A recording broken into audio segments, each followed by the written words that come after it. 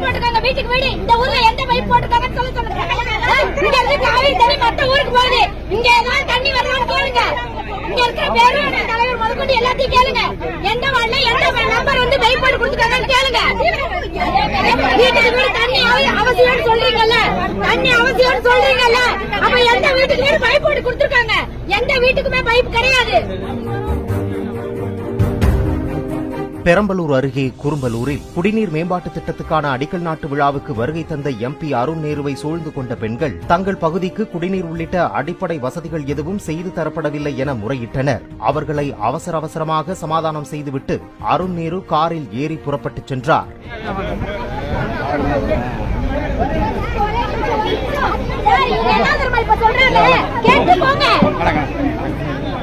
அருண் நேருவின் காரை பின்தொடர்ந்து சென்று கேள்வி எழுப்பிய பெண்களை பெண் காவல் அதிகாரி ஒருவர் வீடியோ எடுக்கவே, ஏன் எங்களை வீடியோ எடுக்கிறீர்கள், தண்ணீர் கேட்டது குற்றமா என ஆவேசமாக கேள்வி எழுப்பினர்.